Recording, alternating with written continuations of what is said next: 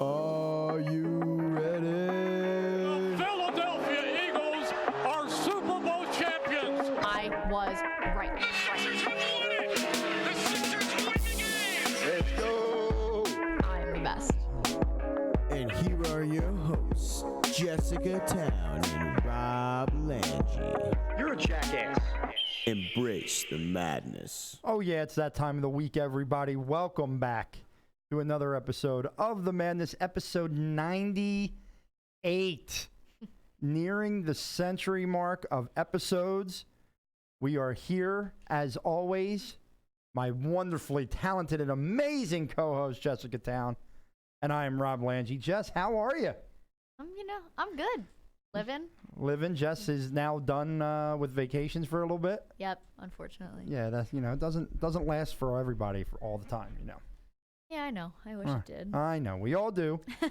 But no, we are back and we are here to talk a little Philadelphia sports with you. As always, The Madness brought to you by ProSportsNotes.com, powered by WildfireRadio.com. Download the podcast over at iTunes. Search The Madness with Rob Lange. Download, subscribe, comment, all the good stuff. And also wherever else you can get podcasts. Hopefully soon, coming to a couple other mediums that people have asked us about. We're looking into some things here. So, yeah. So a lot to talk about today. Obviously, I feel like the last few weeks it's been, let's recap on where the Phillies have been this week and then go into the NFL and then kind of end with the Eagles and any This Is Madness and rants that we may have. And I kind of feel like this week, I know my rant is going to kind of center around the Eagles. And we'll discuss that as we get to that point of the show. But the Phillies are where we start. The Phillies are where we start. And when we left you on Wednesday of last week, the Phillies, your camera just did something. Oh, no. I don't know what it did. Oh. I'm trying to see how bad of a fall it was. Sure, we'll see it eventually. Yeah, eventually it'll come on. It started off as a pretty good week. Okay, you had an unbelievable sweep of the Chicago Cubs, who was a team that you were ahead of you, that you were fighting for a wild card spot, and it ended in such dramatic fashion. Phillies down 5-0, then 5-1 headed into the ninth, and electric happened, fireworks happened. Was that the last game against the Cubs? That was the last game against the Cubs. Yeah. And they came all the way back and win the game on a walk-off grand slam by none other than who a lot of people want to already call not worth the money. Idiots. I call we should have paid him more. Bryce Harper smashing a home run deep in the right field. I really thought that was going to go triple. Yeah, it was close. I mean, it almost hit the bottom of that triple deck or the third deck for sure. I really almost just said triple deck too. I don't know why. Triple deck. I know, but I don't know. Because I think I almost said it because I heard you. Did you hear me almost say it? Yes. My headphones are really messed up. I took Rob's headphones. I just want you to know. He's going to put it out there. I took Rob's headphones. I really feel like I'm going to need to switch headphones here at some point. So you need to pass me one of those other headphones. That's fine. You just can't have the ones that are on my head. That's fine. I have a tiny head, and these are the only ones that work for me. Like one of the headsets over here, because I can't hear. I sound like I'm underwater. Do I sound good to you and your headset? Yeah. Yeah, I figured. My headset sounds great. I figured your headset would sound wonderfully. This is what live YouTubing does, and that's right. You can catch us on YouTube Live every day, every Wednesday, 3 to 5. Every day. Well, you could if you want to go back and watch one of our other shows. That's you not live. Whatever. You just said you can catch us on YouTube Live. Jess, you don't have to always make me look like an idiot. I do a good job of doing that myself. I'm trying to make sure you don't lie to the people. Oh, boy. All right. Well, Jess, give us your take, because Jess, if you didn't get to see, Jess had a wonderful video posted of her reaction to the Bryce Harper home run. I was really excited. I sat and watched through my fingers for the last. So I was trying to think about this in the car over here, like the order of how things happened. And I'm pretty sure, I don't even remember who was, Scott Kingery was. Sounds so much better. Scott Kingery was on base. Brad Miller got him over. And then I think Gene Segura came up and knocked both of them in. And then somehow the bases were loaded because Reese got hit by a pitch. It was just like a lot of things that happened. Mm-hmm. And yeah, I mean, I was watching the Eagles game with my fam, and then we left at halftime to go get ice cream, and then came back, watched the rest of the Eagles, And I turned the Phillies on, and they were losing 5-1 in the 8th inning, and I was like, I don't know if I just want to. I don't really want to. There's nothing about these last 2 innings that I really want to sit here and put myself through right now. And I saw a tweet that said something about spending so much time hating Brad Miller, and then he does that, and I was like, So I flipped it back on, and I was like, oh, this is interesting, and I watched the rest of it, and it was pretty fun. Yeah, it was one of those things that that's how like movies happen. That doesn't happen in real life. And it was probably one of the best moments of the season. It probably will was end the up, best moment, and of it the will season. go down as being the best moment, barring an unforeseen miracle run to the World Series. And even Bryce Harper said after the game, outside of winning the division with the Nationals and going to the playoffs, it was the best moment of his career. And you could tell by the way he ran the bases and everything about his reaction.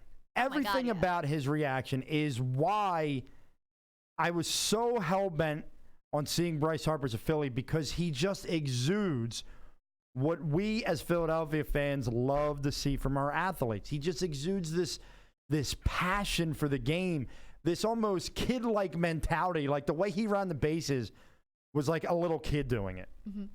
And not only that, okay, because a lot of people have sat here all year and talked about Bryce isn't even that good. Look, he's overrated. Look at his average. Would we all like his average to be higher? Yes. Yes, we would. We don't like his average to be happy or higher. But I am so thrilled that he is here because, first of all, he's going to end up with close to 115 RBIs at the end. Going to end up with close to 30 home runs, which, by the way, that's not something he does a ton. He's more of that high 20s type of home run hitter per season. And, the plays he makes in the field, the cannon, the guys he's thrown out from right field, he just plays the game with the tenacity it's meant to be played with. And anyone that is complaining about him and calls themselves a Phillies fan can also call themselves a jackass. And now, I'm going to stand by that. They're stupid. It's absurd to me, the crap. And maybe we're giving him a bit of a pass, but guess what? In year one, you can. It's not even just that. Like, think about how bad the Phillies have been for the last couple of years. Yes. Like, they've been so Odubel bad. Herrera was your star. Who? Yes. Hey, Jerry Jones over there. Be careful with the who's. You can insult people when you say someone who. He's not the best player on my team that I'm insulting over here. I'm just saying. Be careful. Listen. People get upset. Jarrah's world. Odubel Herrera is not going to make me any kind of money. Odubel Herrera is not even close to the best player on this team. He's not even close to the best player in the outfield or the best center fielder. He's not on this team as far as I'm concerned. They can not cut him all they want, but he's not on this team. Exactly. Okay. Anyway, yeah. So think about how bad this team has been over the last 5 years. It's been miserable. I got Phillies tickets last year. I got a ticket for $4. That's depressing. You can't buy anything in the ballpark unless it's Dollar Dog Night for less than that ticket price. Mm-hmm. I literally came in and spent more than that on a beer. Yeah. So they have been so unbelievably bad. Not only is Bryce Harper's talent fun to watch, the way he plays the game and the emotion that he plays the game with, it makes him fun to watch. It makes the team fun to watch even when they're losing because he always works that hard. And when he does something like that grand slam, the way he reacts is exactly how we were all reacting at home. And that's why you want him here, and you want him here for the next 13 years, and you want a not worrying about keeping your players happy or anything like that, but the no trade clause, the no opt-outs. The fact that he's going to be on the and he's going to be on the recruiting trail every year to add more talent to make this a World Series contender. And obviously they're going to need more talent. Right. We know that. And you also hope that a guy like Bryce Harper and the fact that you spend so much money on Bryce Harper, you do want to keep Bryce Harper happy. Like you do want to make sure that you keep the guy you're paying this much money. You worked really hard to get him. You want him here so badly. You'd think that, things like trading for JT Realmuto, who Bryce up to that point had been very vocal about how he feels about JT, wanting to play with JT. Mm-hmm. The little things like that, you hope that will factor into the decisions that John Middleton makes going forward as well. And that's something. Now, look, okay, we were all excited during the Cubs series, and we were all super excited. And Charlie Manuel was back, and everyone's making, oh, look at that. The Magic Man has made his move, and here comes the Phillies offense. And we were all happy. Right. They were winning games. They were finding ways to win. They were scoring runs. They got a couple decent pitching outings, this and that. And then the weekend hit, right? And the Padres come to town, who are the lowly Padres, shall we say. They suck. And the Phillies win game 1, and they've now won 4 in a row, and people are excited. And then Saturday and Sunday hit, and this is how we felt. I feel like you're really terrible with this soundboard stuff. No, that was a perfect one. That means you lose. That is the losing sound effect from The Price is Right. Maybe people that are not 15 years old would know that. I could not be less 15 years old. Thank you, Jess, for clarifying that. I'm well aware. Well, that was a direct shot at me, and I'm literally not 15. Anyway, but I think that, I mean, okay, so here's the thing. Did Charlie really have anything to do with the Cubs series? No. Because Charlie got off the plane and walked into the dugout. In the second game. He wasn't even there the first game. Right. So he got off the plane and walked into the dugout, and people started teeing off on Cole Hamels like it was nobody's business. All right? Like, that was, but part of it is, it gives him a little bit of that spark. You know what I mean? And that's all they needed. And that's all sometimes that they have needed at a couple different points throughout the season. You know, like McCutchen went down and they wanted to rally. Okay. They won a couple straight there. That was the last time they won 4 straight. When McCutchen went down. Yeah, but like stuff like that. So it's unfortunate, but I think it just provided a little bit of a spark. But also, I mean, you know, you did see that first game after Malley was fired. You know, Reese comes right up and swings at that first pitch of the game, and you're like, and they were all doing that. They were all a lot more aggressive at the plate. They were a lot more aggressive at the plate, and it looked like they were confident to be aggressive at the plate. And I think that's what they need. And you know, did Charlie and necessary, you know, you and I love Charlie Manuel as much as the next person, but was he really doing anything? No. This move is, you know, like they said, it's not going to go beyond this season. He is an earpiece to be in that dugout to kind of figure out what the best next move is for the Phillies going into this offseason. And if he happens to help a little bit along the way and the players like having him around, done. But, you know, it was just a really good little spark. And let's be honest, the lowly Padres, sure. But the Cubs are no joke of a team. No. You know what I mean? So they have it in them. The Red Sox are no joke of a team. They have it in them. That's the frustrating part. Now, look, in the big grand scheme of things, they've won 5 of their last 7. Right. Which we'd all be thrilled about if it wasn't 2 losses to the San Diego Padres in a series where you really could have started to build momentum. I'm not even asking for them to have swept the Padres, but to just win one of those 2 games Saturday or Sunday. They needed to win the game Saturday. To me, yeah. They relinquished that one. Yeah. Was that the one they lost the lead? They had the lead and lost the lead late in the game. With the team is, yes, I know the offense has struggled this year and a lot of games have been lost. But to me, it just feels like there's more games that they've lost where they've had a lead because either the bullpen or the starting pitching was weak. And look, I blame Gabe for a lot of in-game management decisions. I blame Gabe for when the team's making boneheaded decisions. I blame the manager. When he's trying to play the numbers and put a lefty on a lefty or whatever it might be, sometimes he does that too much.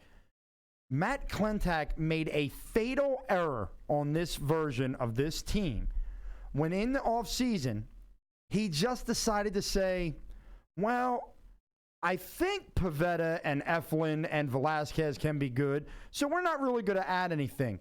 It was stupid. The bullpen he tried, and injuries took apart the bullpen. But the starting rotation was ignored.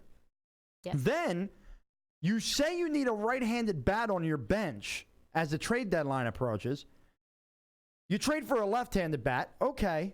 But then the only right-handed bat now on your bench is Sean friggin' Rodriguez.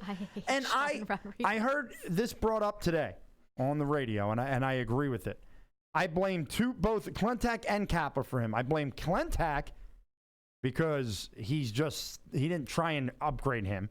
And I blame Kapler because he's a former teammate, and something tells me he has the backing of Sean Rodriguez. Like, no, we need Sean. Like when they decided to send Franco down instead of keeping him as the right-handed bat off the bench. Yeah. And let's play Sean Rodriguez. I mean, who sucks. What you would talk about sucks. Let me Sean see. Rodriguez sucks. Who has a better on-base percentage? I know Michael Franco's was not good because he either hits bombs or strikes out. Yes, but I like bombs. Yeah, Sean Rodriguez doesn't have that option. No. You want to know why? Because he sucks. I mean, I'm with you. You and I know. are completely on the same page. And like they had to play Andrew friggin' Knapp last night because they don't have another right-handed bat. Yeah, it's not good. Oh my God, it was annoying. Face. Now they won last night, but like you said to me, Jess, when we sat down before the show, they did win, and it's a good win, and we should be happy about it. But some of the dumbest base running blunders, such as when you're on second base and the ball's hit to the shortstop. At least we benefited from it. You're not supposed to go. You hit if the ball's hit to the opposite side of you. Like, I mean, that's basic baseball that they teach you when coaches stop pitching and there's actual pitchers. They might even teach you when coaches are still pitching. I don't remember. You want to know what the difference is in their on-base percentage? Huge? No. Okay. Michael Franco's is 296. Sean Rodriguez is 300. It just doesn't make sense to me. The difference is 15 home runs to 3. You botched the Franco situation when you didn't 47 trade him. RBIs to 10. Let me ask you something. Going into the season, knowing your pitching was where it was, and apparently you weren't in love with Franco. Do something. Why not have tried to move him and bring a pitcher in? And I'm not even saying a top-tier pitcher. Just someone who's better than Drew Smyly and or Jason Vargas. Drew Smyly gets lit up tonight. I'm telling you 100%. right now. There is not a chance in Satan's hell that he doesn't get lit up and that the Phillies don't lose tonight. My dad literally just landed in Boston, and I was like, you should go see the Phils play tonight, man. Yeah, except that you're going to see him lose. Exactly. Yeah. But you should have gone yesterday. I'm frustrated because, to me, yes, the offense has not performed where we wanted them to. However, I feel like if they had a little bit more confidence around with the pitching staff and being able to hold leads, I just feel like it all plays off of each other.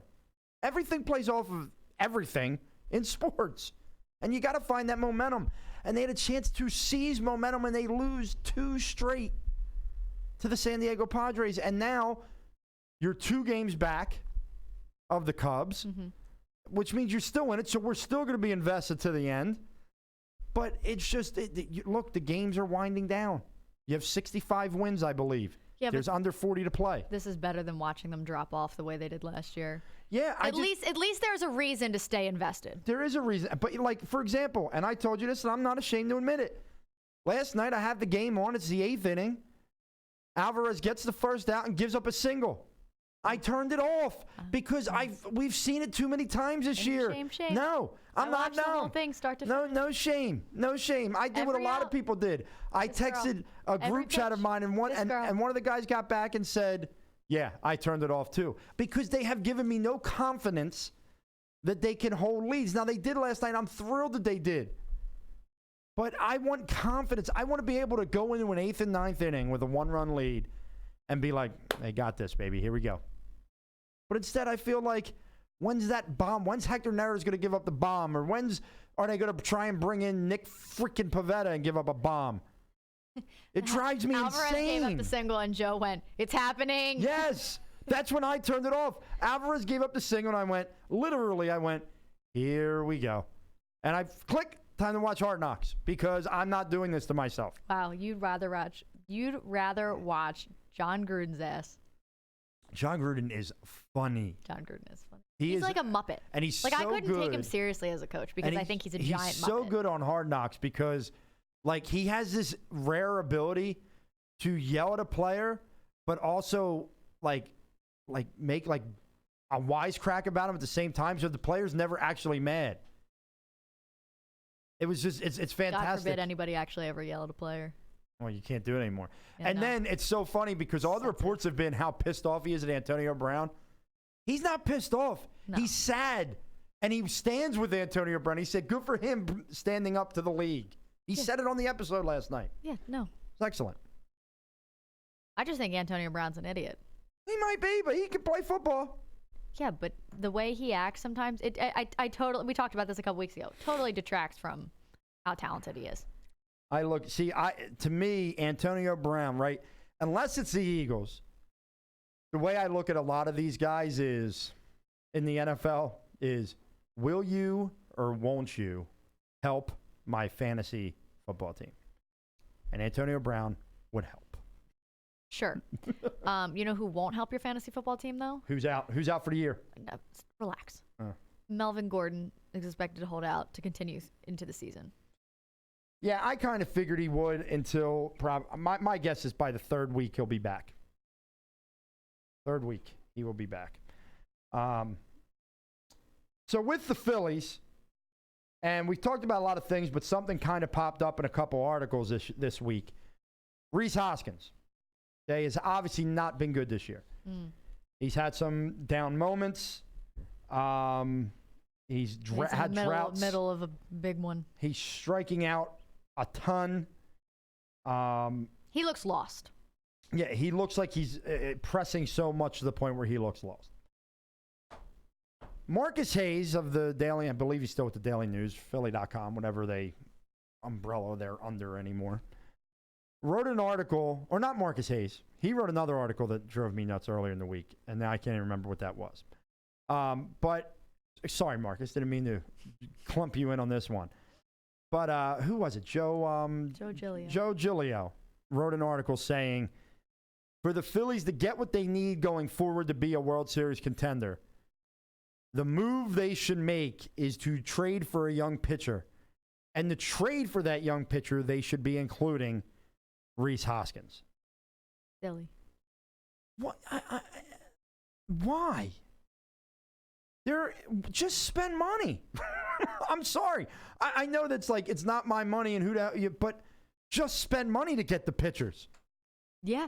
I mean, you don't have to trade away a kid who, coming into the year, was seen as another star on this team because he's had a bad year. Let's remember, he had a grand slam in the first game of the year. Yes. And not only that, he has 20-plus odd home runs this year. It's a stupid notion to trade Rhys Hoskins to get the pitching.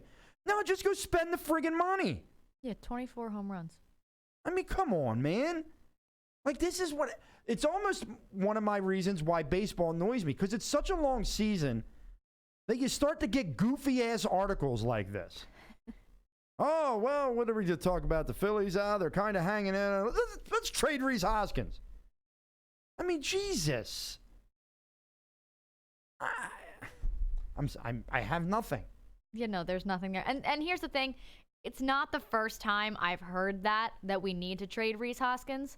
But again, one, you're right. Seen as another star on this team, or at least that's how the season started. Mm-hmm. This is his, second full year in the major leagues? Yeah. Yep.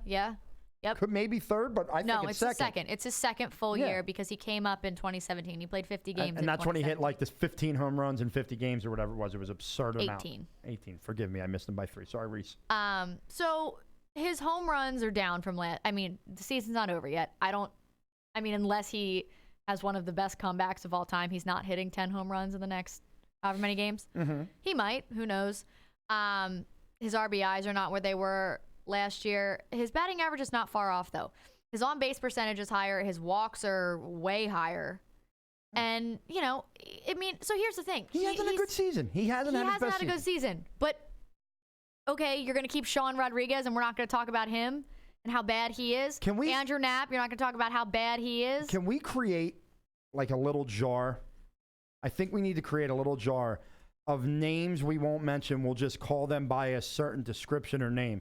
And I want to put Sean Rodriguez in there. I'd like to put Andrew Knapp in there. I would really like, just because you have overdone it with this name, put Dak Prescott's name in there to never be used again. because You know what his name is. Oh my God. Yeah, Andrew Knapp has played in 60 games this year. Oh my God, he He has 1 home run, 4 RBIs, struck out 3 times last night, I and believe. he's batting under 200. But he also batted under 200 last year when he played in 84 games and hit 4 home runs and 15 RBIs. Yet he's still here. Yeah, and this is his. I mean, I think this is his 3rd full year up too. Oh my God, I can't. I just can't. I can't. So obviously, okay, so here's the difference. You're not going to trade Sean Rodriguez and get a starting right-handed pitcher for him. You're not going to be able to trade Andrew Knapp and get a starting right-handed pitcher for him. Are you going to be able to trade Rhys Hoskins and get probably a strong right-handed young pitcher for him? Probably. And some cash, maybe a pick? Sure.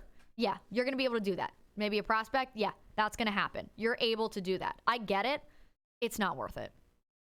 It's not worth it. Not in any way. You have your core right now. With this lineup, you have your core. Are they still trying to figure out what to do with things? Are we missing Andrew McCutchen in that leadoff spot in immense ways? Yes.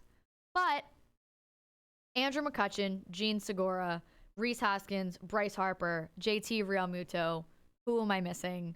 Scott Kingery, young guy Aaron Nola.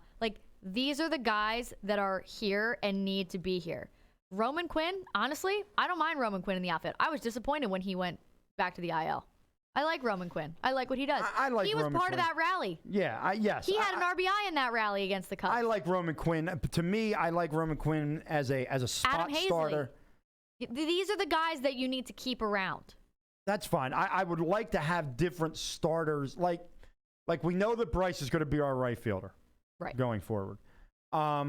Outside of that, to me, your center field and left field positions Are open. Yeah. Well, no, I'm sorry. If McCutchen comes back, as long as he's healthy, Oh, right. Duh. he'll be out in left I said field. McCutchen and wasn't thinking Well, when he but played. it's a matter. Look, a torn ACL is a torn ACL, and when you're getting up there in age, I still expect him to come back and play next year. He'll be your left fielder. To me, you have a center field spot. So maybe there's a free agent you want to go get. Maybe you open it up to competition and you let guys like Hazley and Quinn and other guys battle it out. You can't have an all-star at every position. I get that. But when you have guys that could be perennial all-stars, such as Rhys Hoskins, you don't trade them away. Not when you're not selling. Like, if you're selling, it's one thing, right? But you're not selling. So wait, let's see. Can we send a Jackass shirt to Joe Giglio at 94 WIP? We had him on the show. Just say, hey, it'll be like a fun gesture. I don't think that's what that is. That's a fun gesture. I could disagree with him and think it's an asinine article. Why not? No, I think that's a stupid idea. Here's a question. Do you think they bring Alec Boehm up next year? Do you think he starts the season up next year? Honestly, because as their of third baseman? Yeah, I mean, because of this organization. And they trade Cesar and put Scott at second? Look, I've been calling for that for 2 years. I know Cesar has done some good things this year. Cesar has the highest batting average on the team. And I get it. And look, that's all good and well. But it's in my opinion that Cesar isn't going to be the make or break guy from a World Series team. And I don't like Scott Kingery at third base. I like Scott Kingery at second base. Right. Could they bring up Alec Boehm next year and have him? Maybe, but the way this organization runs itself, I have a hard time seeing them do it. Because they always seem to want to wait and wait and wait. Just wait a little bit more. Wait a little bit more. I mean, my God. Is Spencer Howard up in AAA yet? Yes. Yes. Where's Boehm? Double A or Triple A? No. At this point, I think he's Triple A. One of them's in AAA, one of them's not. Which one's which? I feel like Boehm just came back or came up to AAA, but I could. It's so hard. Which one's Reading? Which one's Lehigh Valley? Lehigh Valley is the AAA team, I believe. Okay, so. Oh boy. I'll get it. Hold on. Well, look, the facts of the matter are this: the Philadelphia Phillies are in a playoff race. Okay, so for that we're happy.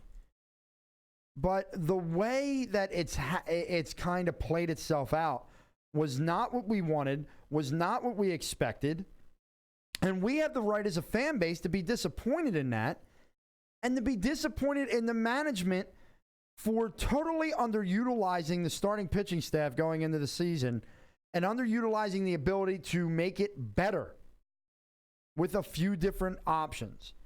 And then trying to sell us at the deadline on, well, hey, we made additions. We added Vargas and we added Smiley and we brought Corey Dickerson in. They didn't really try, and that's what's upsetting. Go ahead. They're both in AA right now. Both are in AA. Yes. Okay. With Adonis Medina and Mickey Moniak. All of them are in AA. They're all together right now. They're all in AA. My assumption and would Nick be... Williams and Michael Franco are hanging out in... Oh, my God. Triple. What has been... I'm very curious to know what Michael Franco's been doing in AAA just as far as hitting the baseball. Well, on August 8th through 11th, he went 1 for 7 with a walk, 2 strikeouts, and was hit by a pitch. So maybe they did the right thing. And in those 4 games, Nick Williams was 7 for 17 with 4 runs, 2 doubles, 2 home runs, 4 RBIs, and 6 strikeouts. Very nice. And I think we've... But, you know. Have we exhausted our Phillies? But either way, Spencer Howard's a right-handed pitcher, and they want to bring him up. So don't trade Rhys Hoskins. Bring that kid up and solve all of your problems.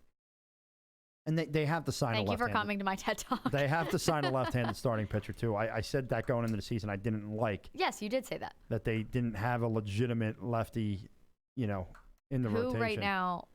Right now it's Drew Smiley. Drew Smiley's your only lefty. Can we take bets of how many hits or how many runs he's going to give up tonight? He gives up 7. Well, no, he doesn't give up 7. The team will give... 7? Yeah, I think he'll be pulled after 5. He'll probably give up 5 he's going to make it 5? No, he's going to give up 5 runs. I don't know how long. I thought you meant I'm just telling you how many runs I don't think he's going to make it all 5. I think he's going to give up 5 runs, and the Phillies are going to lose this one 7-2.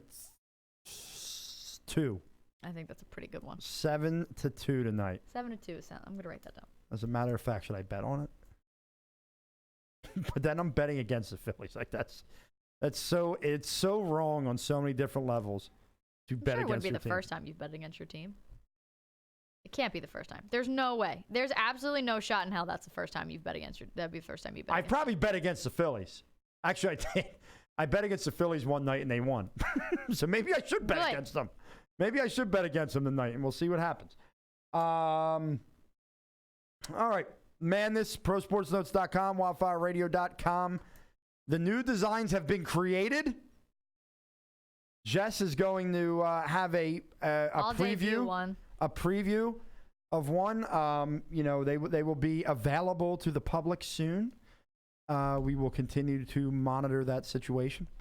But now, Jess, is this our divisional breakdown? You tell me. Yes. You wrote it down. Yep.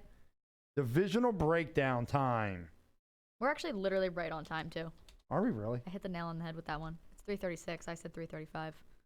Look at us. We are pretty impressive. So good anymore. So we'll put a little Sunday Night Football music on. As Jess, you were so happy about this, and I want everyone to see. Wait, you don't understand. Can you please bring it up? You don't understand how happy I am about this. This is. I was so angry when they changed the song. I was so mad when they changed the song. I've been waiting all day for Sunday night. Is this the one you like? With Pink? I don't care. No, but she was the initial one that sang it, and then it went to... it was Faith Hill. Listen, I don't care who sings it. This is what needs to be played. Waiting all day for Sunday night. The other one was stupid, and I hated it. And I was so mad every time it was played because this would get me hype like no other song for Sunday Night Football. I don't even care who was playing. Well, it's pretty cool, too, that Carrie Underwood's still singing or whatever. I still, my shining moment of Carrie Underwood was when she had her Romo jersey on and she was all happy and giddy, and then the Eagles kicked their ass. Same thing with Jessica Simpson, I think, did that too.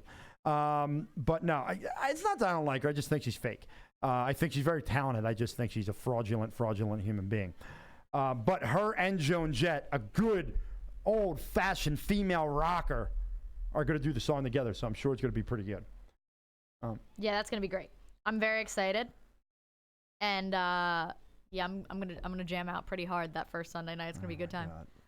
I'm pretty excited. I'm gonna jam. I just assumed that NBC and Sunday Night Football was just gonna screw everybody over and make me sad, and I just never thought I'd hear it again. And then it popped up that it was back, and I was like, wow, this is the best day. You were super excited. I was really excited. So here we are. I wasn't expecting it. No, it came out of nowhere, and I was like, this is so great. So here we are. It's the NFC West's turn on the madness to go through what we see happening in this division. Just as a recap for all of you, we're going to give you the standings from last year, which the Rams, who went on to be the NFC champions, were 13-3. The Seahawks came in at 10-6. Made the playoffs and lost to Dallas. Was that what happened to them? Lost to Dallas. The 49ers 4-12, and the Arizona Cardinals 3-13. And some changeover, a lot of changeover with that Arizona Cardinals team this year. So with that, we'll go right into the Arizona Cardinals, okay? Yes. And just let's talk about, sorry, I had the music a little loud there, didn't I? That was a little loud, but it's all right. We're good. You keep going. I'm going to keep going now. Key additions to the Arizona Cardinals in the offseason, not the draft. We'll talk about their draft picks in a minute. Cornerback Robert Alford, edge rusher and perennial Pro Bowler Terrell Suggs. Inside linebacker, former Eagle Jordan Hicks. Offensive guard J.R. Sweezy. Defensive tackle Darius, I can't read my own stuff there, Filone. Tight end Charles Clay. Right tackle Marcus Gilbert. Offensive tackle Desmond Harrison. So as you can see there. I'm struggling with this music. Yeah, I am because I'm doing everything at once today and I'm rolling.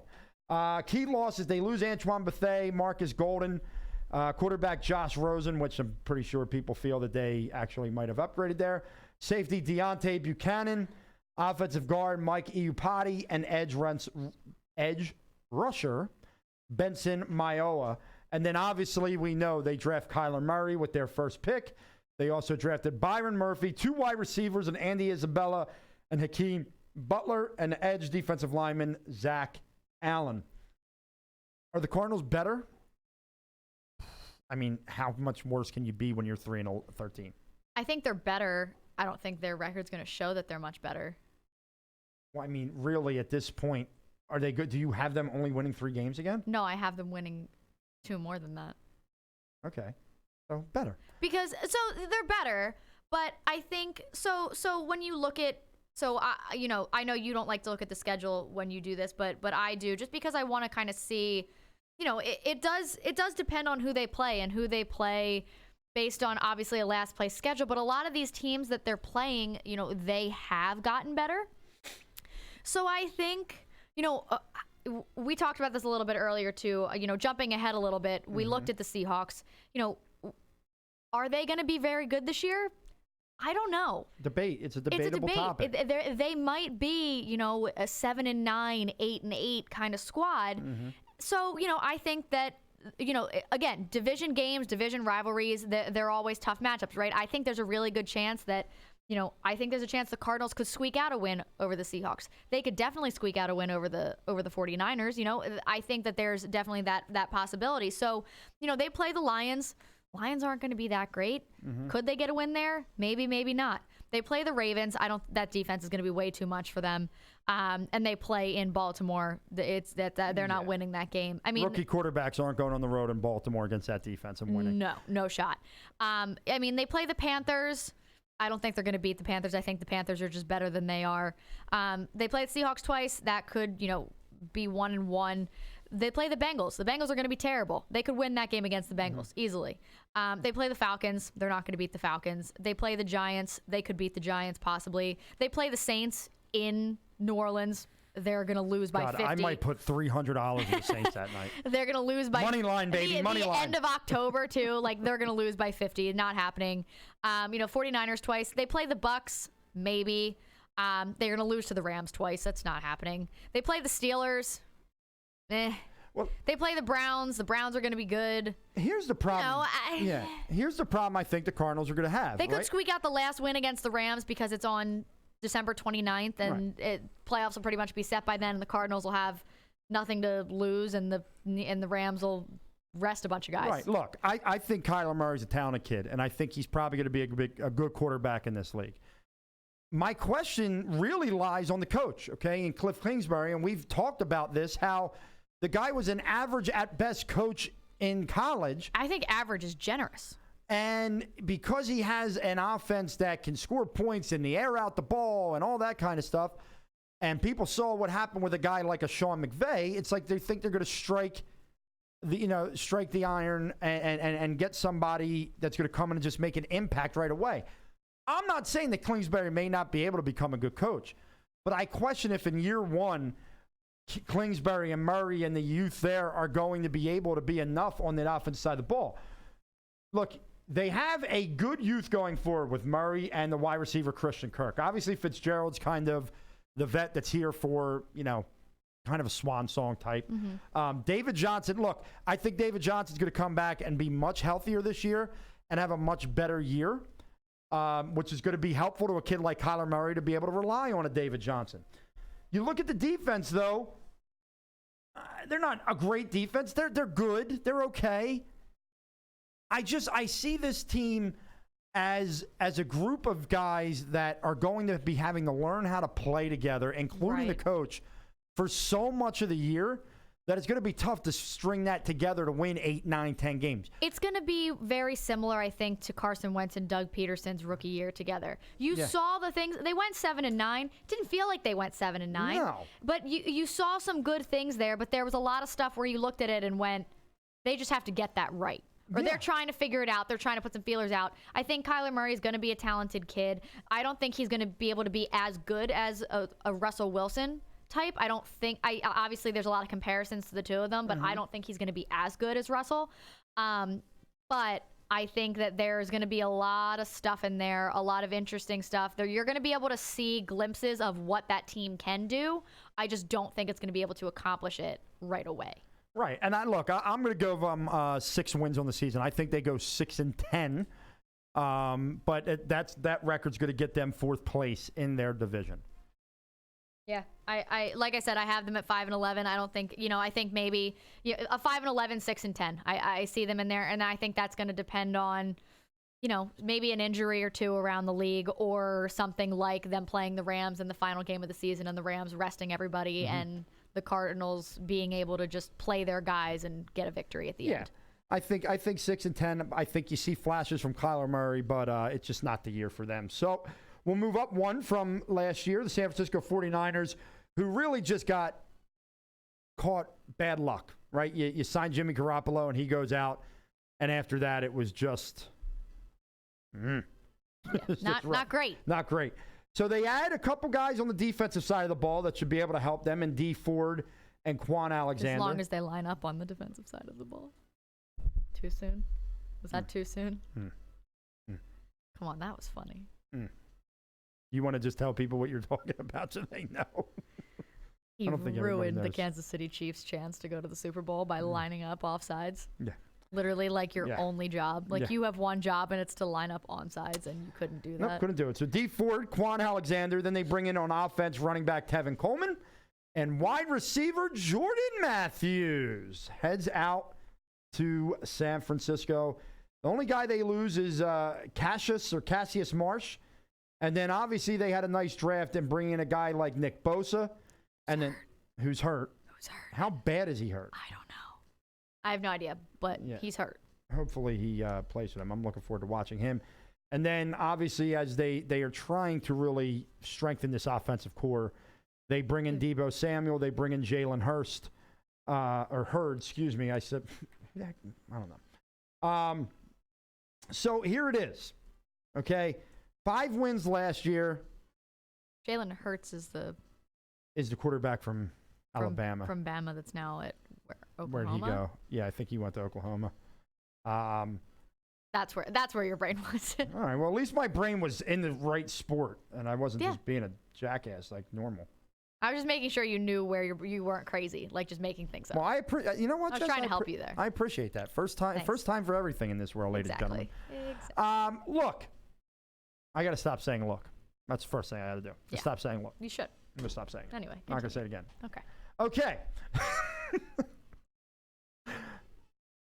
We all questioned when Jimmy Garoppolo got the big deal, is Jimmy Garoppolo that good? And I guess, what was it, when did he play a lot? I guess, was it for San Francisco a couple years ago? And he kind of came on strong, and then he became their starter? No. Where was he? It was Tom Brady was serving a suspension for Deflategate.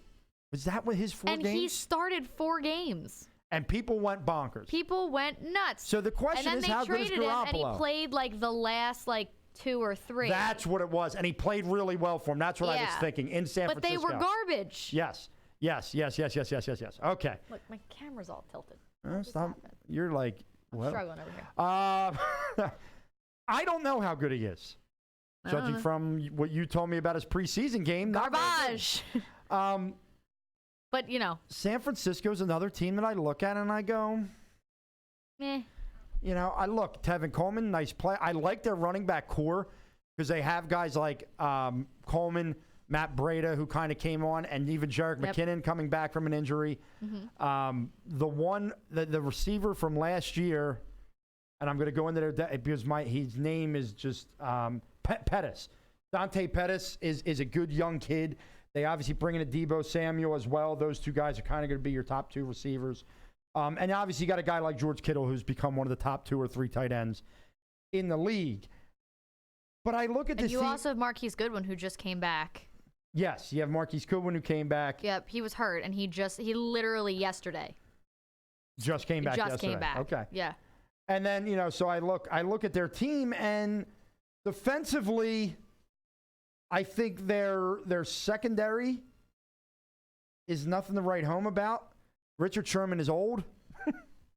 So rude. He is, though. He's old. He's been hurt the last couple years. He can't seem to not get hurt. Look, they've obviously improved. Dee Ford's a good player. They have DeVaris Buckner already, which kind of solidifies the right side of that defensive line. You get a weak side linebacker in Quan Alexander. You know how badly I wanted Quan Alexander. I was going to say a guy that we really targeted. I wanted Quan Alexander here. We targeted for the Eagles. So bad. And now he's out in San Francisco. So, I don't know. Maybe another win from their 5-11 season last year. I have him at 7-9. I think maybe Jimmy G can give him something. Give him 2 more wins. Yeah, that's fair. That's fair. I'm with you. But I just, again, It's like when we were talking about the Ravens, right? Like, they've got a lot of good things going there. They've got a lot of stuff that they've worked on, a lot of stuff that they pulled together. They were 4-12 last year. The Cardinals were 3-13. They were 4-12. So they've got a lot of good pieces there. But it's everything is going to be contingent on the quarterback. So everything is going to be contingent on Jimmy Garoppolo playing well. And the unfortunate part about this is he doesn't get that pass of it's his rookie year. No. He doesn't get that pass. He doesn't have that. And go right he's to a work. veteran. He needs to go right to work, and he's getting paid with that contract. Now, granted, if he starts playing really well, it's going to look like they got an absolute deal and steal with him based on where the quarterback market is right now and what's going on with the quarterback market. But all of the things that they hope to do and what they hope to accomplish, they play the Bucks, okay, whatever. They play the Bengals, okay, whatever. They play the Steelers, but they play the Browns. They play the Rams twice.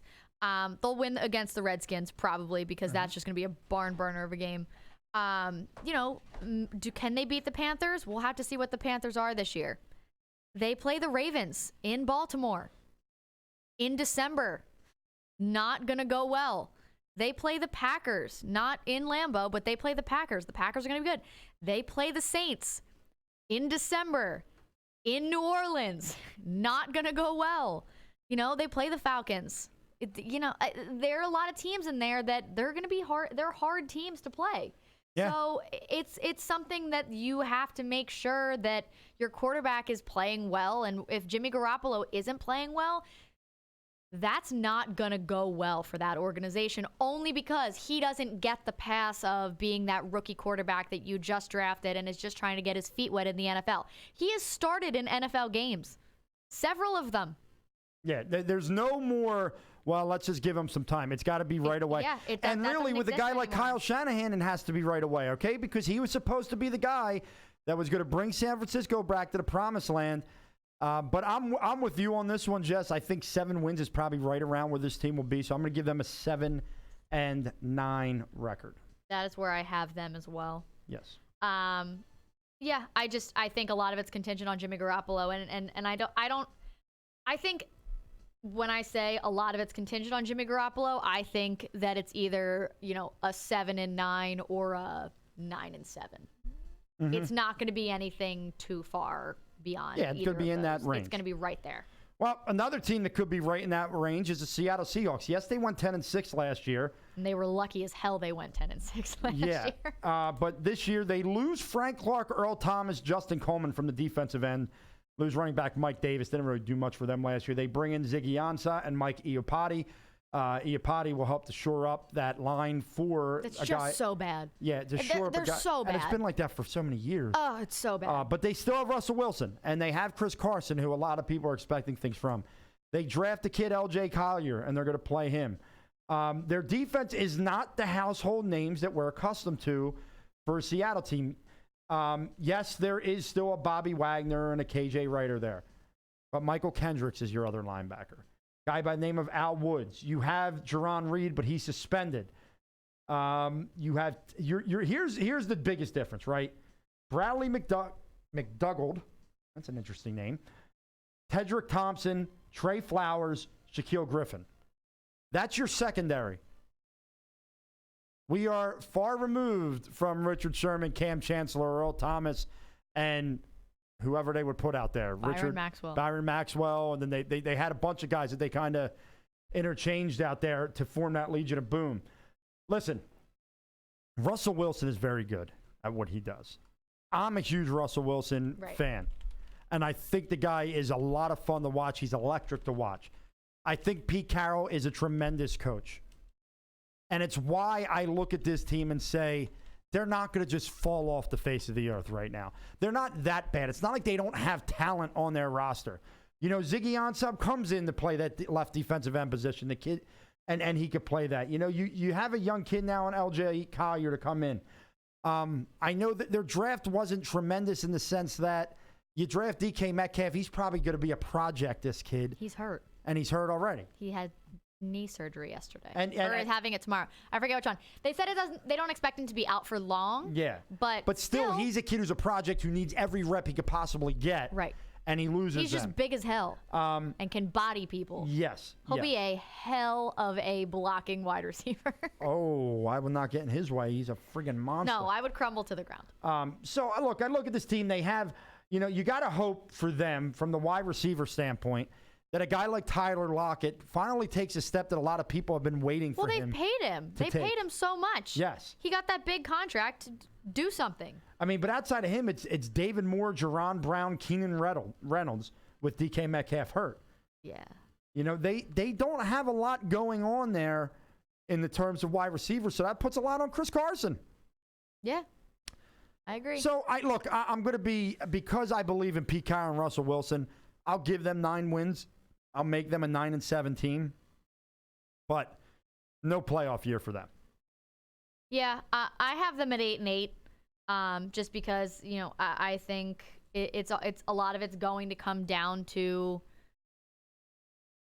offensive line and what's going to be able to happen there. I just don't think Russell Wilson has the weapons at his disposal anymore that he can just make the plays happen. Mm-hmm. Now, I was just talking with one of our lovely friends on here, who asked, do you have more confidence in Goff or Wilson going into the season? Well, I think Jared Goff is in a much better position than Russell Wilson is. Mm-hmm. I would put my trust in Russell Wilson, every day of the week and twice on Sundays, but he doesn't have anything around him to support him right now. Yeah. He doesn't have a good offensive line, and he doesn't have any weapons around him. Is Pete Carroll a fantastic coach? Absolutely. You just touched on that.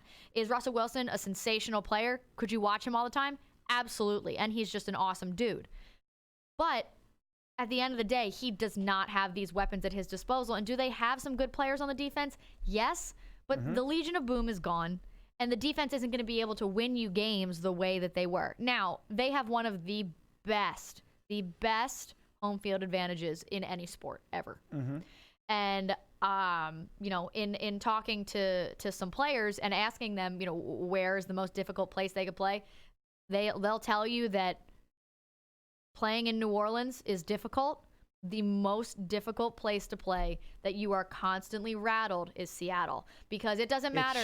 It shakes and it's outside and it's freezing and raining. And it doesn't matter if it's 1st and 10, 2nd and 15, and their defense is on the field. They are loud.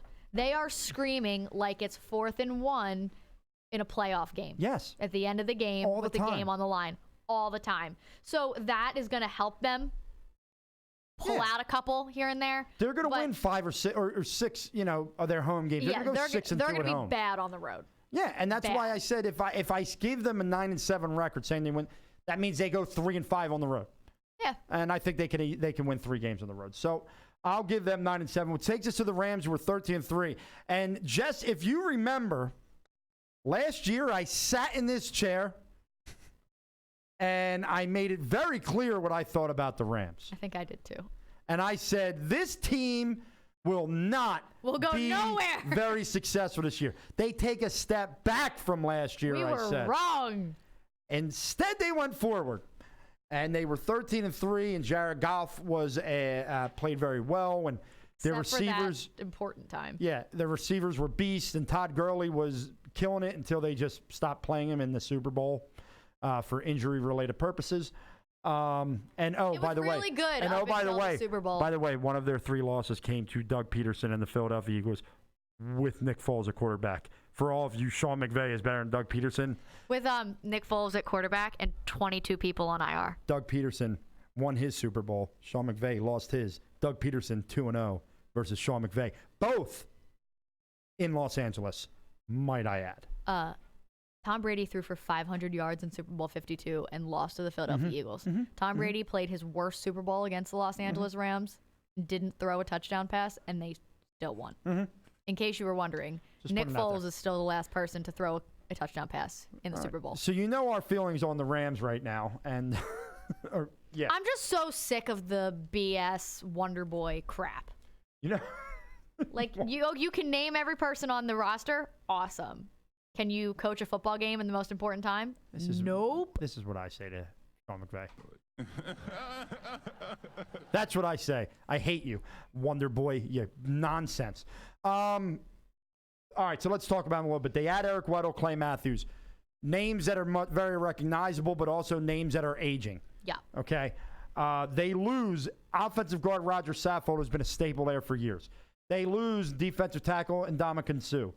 They lose safety LaMarcus Joyner and linebacker Mark Barron.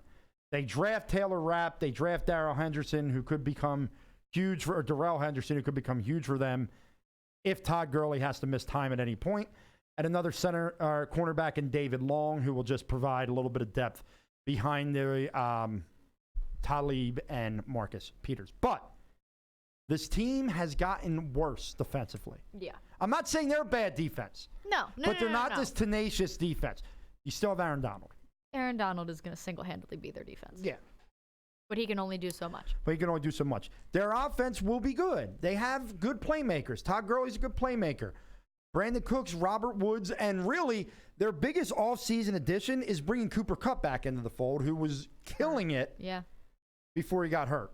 He was killing it for me in fantasy football, too. Yeah, me too. It's a damn shame. That's why I might have to draft him again this year because, that's just what you do. Yeah. They have Tyler Higbee, who was a decent tight end for them last year. They have the pieces in place to be good.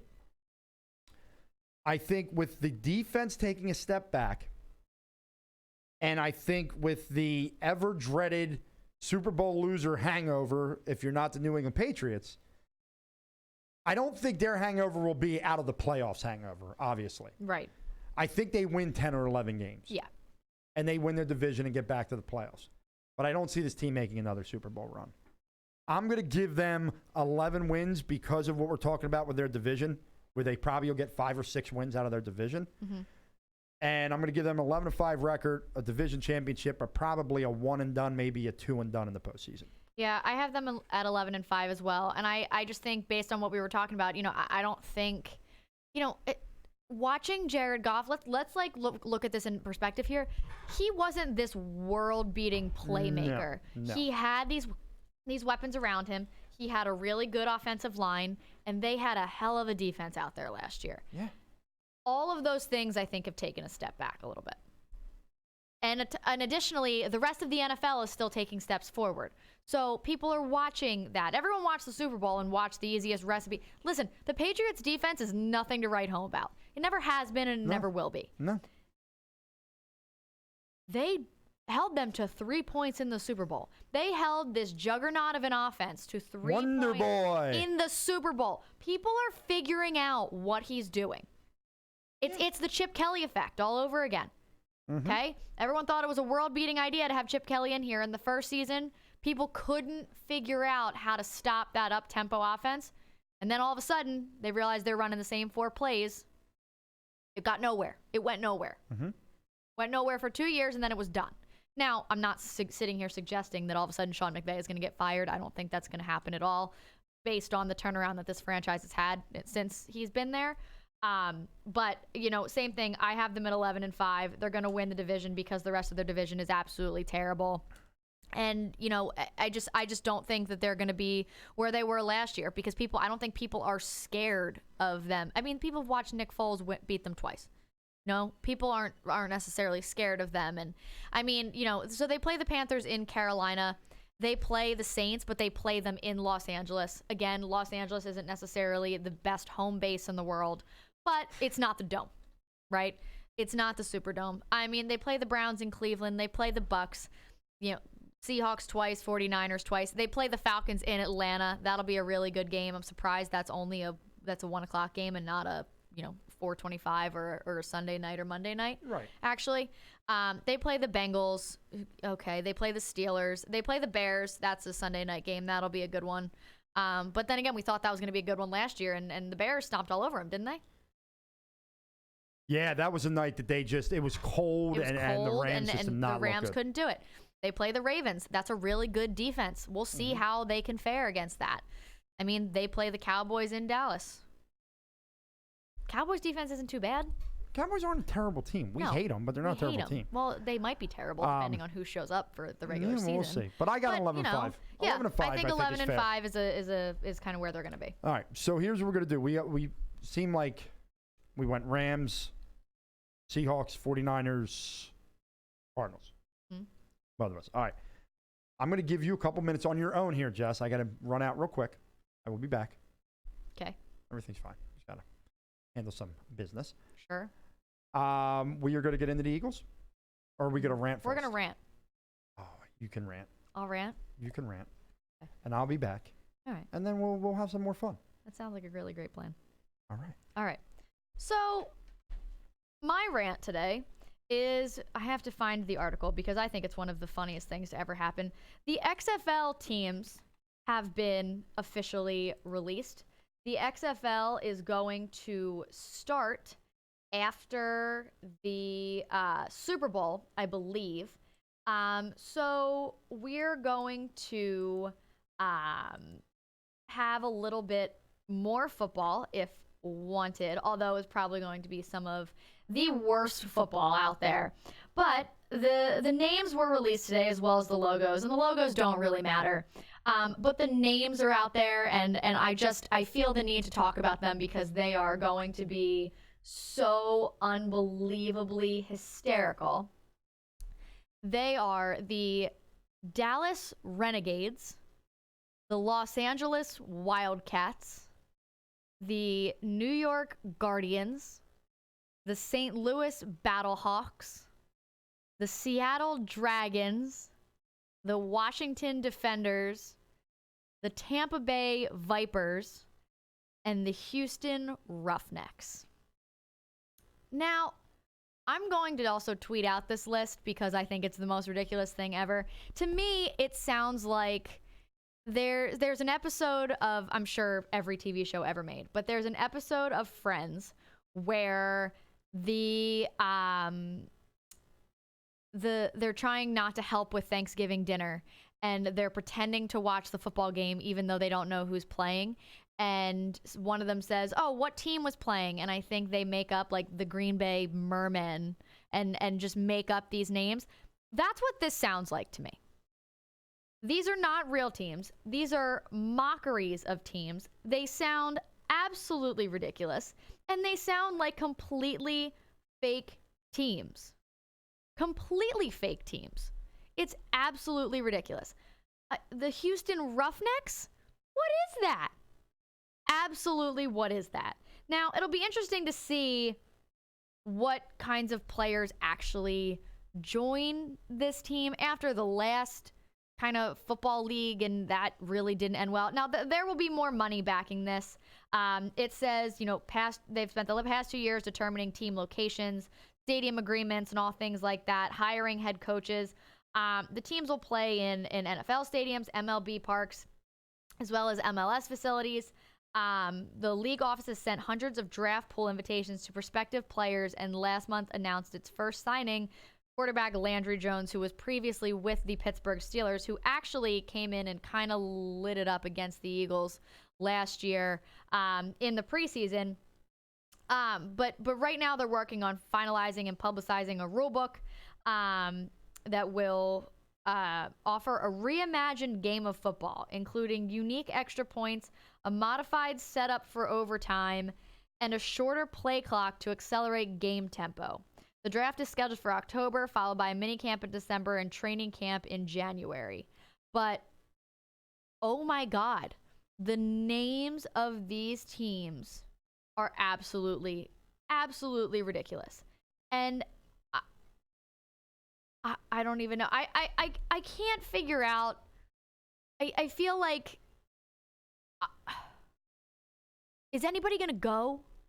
Like, is anybody going to go to these games? Like, at least when you do, like, the AFL football and the Soul and things like that, like, at least that's fun.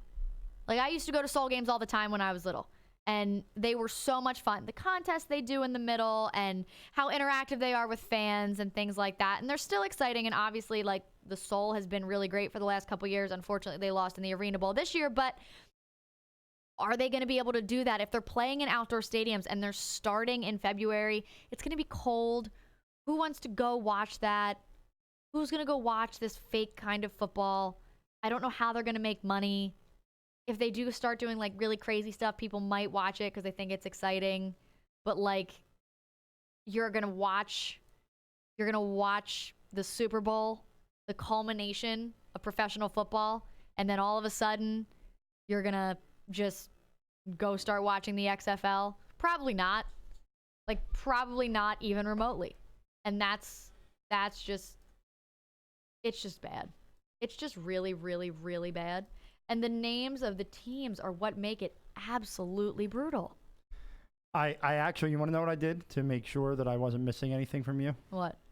Kind of had the YouTube feed going on the yeah. side here. So I know that you're that you're talking about the XFL And the teams that I hate, the team names that so are... you told me Oh my God. You told me not to look them up. So I need you I'm One sure more time? Yeah, one more time, just roll through. Ready? The Dallas Renegades, the Los Angeles Wildcats, the New York Guardians, the St. Louis Battlehawks, the Seattle Dragons, the Washington Defenders, the Tampa Bay Vipers, and the Houston Roughnecks. I like the Dragons and the Defenders. Outside of that, The Dragons? That's so fake. I've always wanted a Dragon team, though. I think it's so cool because you could do so much with the logo for the Dragon. They already have the logo. The It's gotta logos be are badass. out. The logo. It's not. It's really not. I think the Defenders is a good term. I like the It's Washington like- Defenders. Or like it's- DC, or is it the DC Defenders? What are they going It's with? the Washington Defenders. Okay. Like it's a dragon. Oh, that It's could've not been- a great that could have dragon. been so much better. The That sucks. Roughnecks is like an oil rig. The Renegades is like a creepy looking cowboy thing. The Battlehawks is a sword with wings out the side. The Vipers is just like a green V. The Wildcats logo is just a funky LA. The Guardians looks like it should be the Wildcats logo, and the Defenders looks like that says DC Defenders, but it says Washington Defenders here. The logo it says on the logo page it says DC Defenders. That looks like a soccer club like emblem. Here's my take on the XFL. I get people's frustration and think thoughts that it's going to be a failure, and in the end, it probably will be. When are they playing their season? Like it starts after the Super Bowl, right? So it's like you watch the culmination of professional football, and then the XFL. Well, yeah, but you know what? But who's gonna go sit at these games in February? Outside, they're playing in NFL, MLS, and MLB stadiums. Yeah, I mean, here's who's going to go. Here's who's going to go to start, and it won't last. Their families? No, but people. Who's backing it?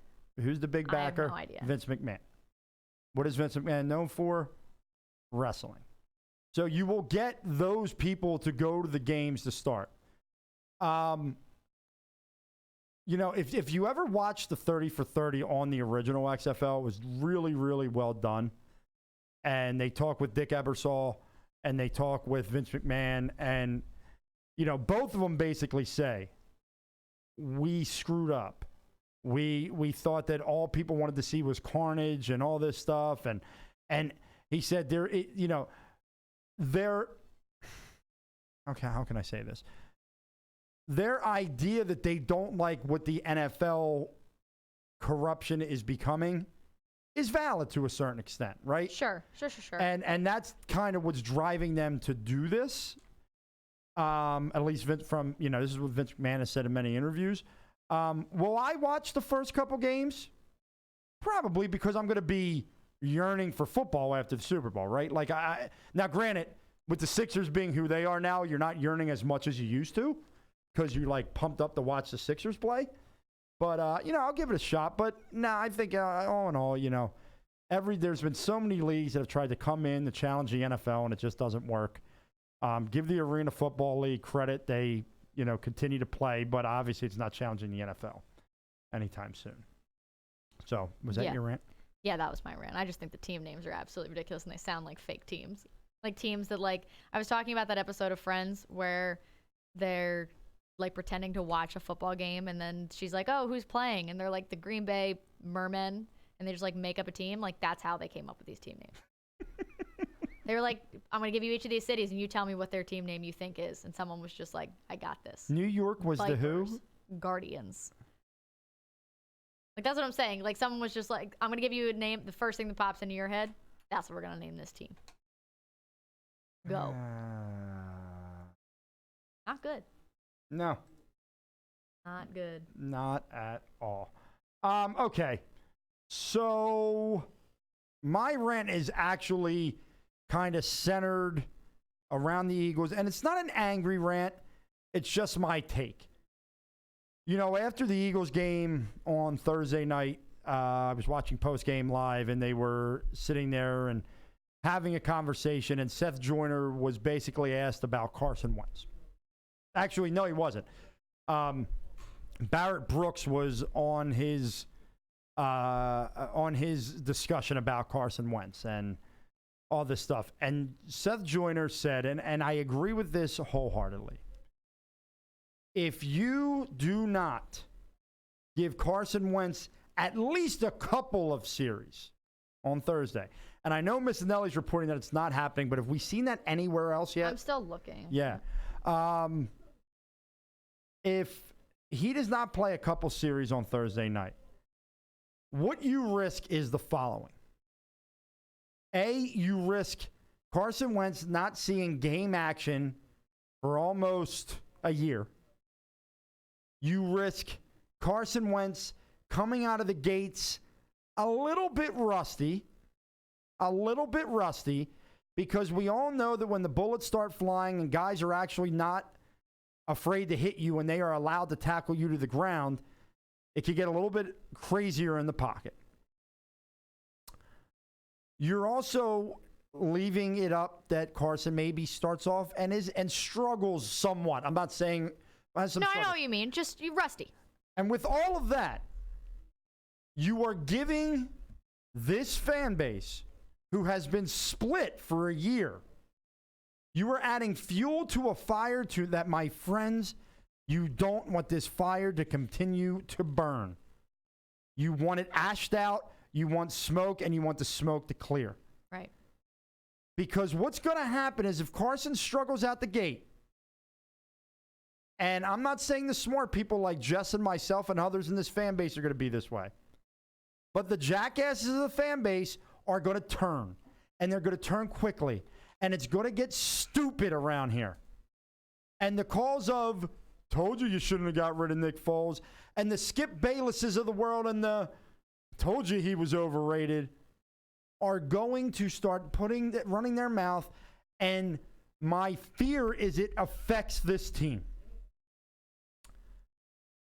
All I wanted to see was Carson Wentz on the field, have a drive or two, kind of get knocked on his butt once or twice, not hard, not hard, and just get used to the game of football again prior to September 8th against the Washington Redskins. But it doesn't sound like that's going to happen. And I tell you, I find this to be a mistake. I find this to be a mistake. I do not like the idea that Carson Wentz is first action in a real NFL game since his injury, since his back injury that drove him out after, which game was it? Dallas. After the Dallas game, is going to be the first regular season game in the return tour. Okay, as me and Jess have started to call it, and you'll see that soon. It's going to be called the return. To me, it is doing a disservice to Carson. It's doing a disservice to your offense to play too cautiously. And I take last weekend, for example. Brandon Graham and Malcolm Jenkins and a few of the other defensive starters were not in line to play. They went to Doug prior to the game and said, Doug, let us get out there for a little bit. We want to get out there with the bullets flying around us. I think that's the mentality they should have with the guys on the offensive side of the ball. Because it isn't just Carson we're talking about. There hasn't been any Alshon.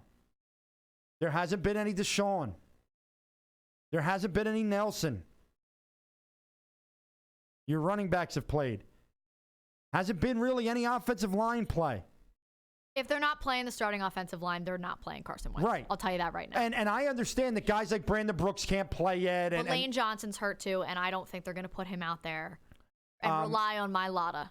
Yeah. They're not going to put Carson out there if they can't get a good-ass offensive line in front of him. I just feel that they are playing with a fire that does not need to be played with. And my concern, and look, my concerns could be washed away in the first quarter of the first game if the Eagles put up 20 points, or score a touchdown or two and look good and crisp. I just worry about the crispness. And I think it's important for Carson to start strong and maintain, not start slow and have an uphill battle from there. And that, like I said, not angry. This is the way I look at it. And I know that many disagree, and I get it, and I get the offensive line situation. I get the other couple of injuries. But I'm looking around the league, and I'm watching Baker Mayfield get a couple series. I'm watching Baker Mayfield's only going into his second season. I'm watching David Carr get a couple series. I'm watching at His name's Derek Carr. Why do I keep calling him David? Because his brother David played in the NFL. Unbelievable. And is better than Dak Prescott. Right now. I'd assume you're going to see Tom Brady. If you haven't already. I haven't watched any New England preseason. I just think that there should be a couple series. And you know what? You want to protect them on those series and run the ball a lot, or quick 3-step drop, bam, get it out so no one's coming there. Okay, but Fine. think about it. There was supposed to be a quick three-step drop, bam, that happened against the Jaguars. And how'd that go? I understand, but They're I also not don't think going to do that unless they have their starting offensive line in its entirety out there. you're not going to have your starting offensive line because Brandon Brooks That's is not going to. exactly my point. Yeah, but if they had 4 of the 5, say, then you do it. If they had 4 of the 5 and put Wiz over there, I'm good with that. Yeah. But they don't have Lane Johnson, and he's not going to be out there. They don't have Brandon Brooks, and he's not going to be out there. You still don't, and they're not going to play. Jason Kelsey's not going to play. Like, he doesn't need to. So unless they have Jason Kelsey, Jason Peters, Isaac Seumalo, Stefan Wisniewski, and Vaitai all out there, don't you dare put Carson Wentz back there. Doug Peterson's way too smart to put Carson Wentz out there with the line that's been out there, especially after watching Nate Sudfeld break his wrist and Cody Kessler get a concussion. Now, granted, was the Cody Kessler thing Cody Kessler's fault? Yes. And he's practicing again. He's out of concussion protocol. Is he? Yes. Great. Heard Doug say that. He's still not making this team. No. Now he's not. Not with McCown in the fold. But they're not going to put him out there unless they know for a fact he can be protected regardless. It's just not going to happen. And I get your concern, and that's fine, and I totally respect that, and I understand that's super valid, but I will forego your concern and it being valid for having a very healthy, completely 100% Carson Wentz week 1. Listen, what did I just say? I understand what you're saying. It's a valid concern. Is there going to be some rust? Possibly. But I think he gets hit one time in a regular game and he's like, okay, it's football time. Let's go. Like, I'm not concerned. I'm not worried about it. I'm good. I'm not worried about it because we played the Washington Redskins week 1. Our defense is still pretty good. When healthy. They'll be good. Ronald Darby was out there practicing completely yesterday. We're fine. I'm not worried about that either because let's face it. Rasul Douglas is going to be an animal this year. An animal? Have you seen some of the stuff that he's been working on? I have. That's a bold Oh, take. no. Rasul Douglas on the field, animal. Sidney Jones is looking to prove something. Let's hope he does. Avonte Maddox. You know what he should be looking to prove? That he can stay healthy? Not getting burnt by Jacksonville's second team. He looked disgraceful. He did not look good. I understand that. Avonte Maddox still out there. Darby. I have all the confidence in the world in Darby. Malcolm Jenkins, Rodney McLeod. Sign me up. Malcolm looked good the other night. I love watching him. I love watching Malcolm. And let's be honest, I get that the depth issue could be an issue for the defensive line, but the starters that we've got there, if they're getting pressure on the quarterback, I'm not overly concerned. Again, Redskins at home week 1, being back in football, all these new weapons that we've got, and even if the pass game isn't working that great, we still got some serious weapons in the backfield as well. We've got a lot of different things that can work out, even if somebody's rusty and someone's taking a little bit earlier, or a little bit longer to kind of get in that game mode. I'm not super worried. If we were playing the Seahawks, if the Seahawks were coming to town week 1, if the Patriots were coming to town week 1, if we were facing a different kind of opponent week 1, we'd be having a different conversation.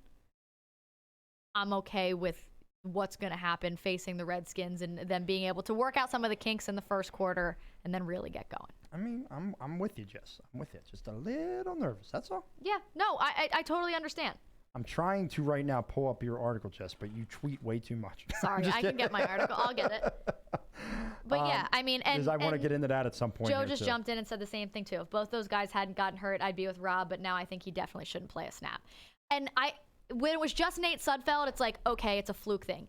Then it happened right away to Cody Kessler. And I was like, dude, I wasn't even home yet. Don't let Carson set foot on the field. He looked like he got destroyed. He was hit by an 18-wheeler that came across the football field. Partially his fault, though. Oh, absolutely. Red damn ball. Absolutely.